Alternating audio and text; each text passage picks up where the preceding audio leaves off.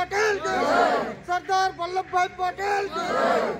भोगरई block Rasalpur panchayat अंतर्गत से ही ग्राम परिचालना committee पक्षर चंडीमाता युवक संघ प्रांगण में रविवार 76तम साधारणतंत्र दिवस पालित हो जाइछि।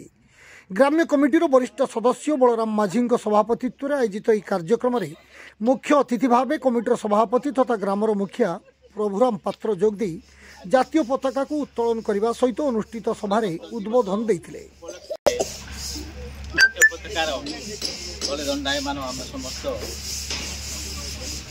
रसलपुर ग्रामवासी आम सहित उपस्थित अच्छा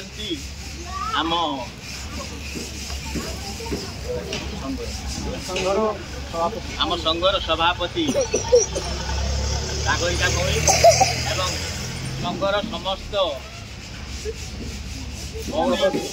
सदस्य माने एवं आम ग्रामवासी आज गणतंत्र दिवस 76तम समस्त को प्राय जना वर्षे 2 दिवस अगस्ट 15 स्वाधीनता दिवस एवं जनवरी 26। अन्यतम अतिथि भाव में सांबादिक स्वरिच्छपन पंडा बाबा भूषंडेश्वर नारी संघर सभानेत्री सागरिका दे संपादिका सुस्मिता बेहेरा प्रमुख जोगदे वक्तव्य उपस्थापन करने सहित गांधी और नेताजी कष्टलब्ध स्वाधीनतार मर्यादा रक्षा करने आह्वान देते।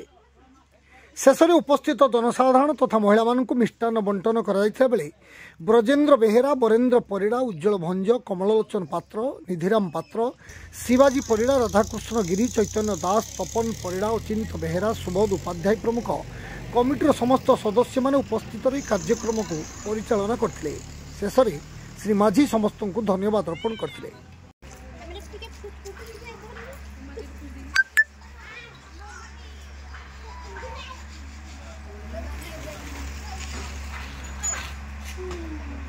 महात्मा गांधी के महात्मा गांधी के महात्मा गांधी के भीमराव अंबेडकर के भीमराव अंबेडकर के भीमराव अंबेडकर के सुभाष बोस के सुभाष बोस के वंदे वंदे वंदे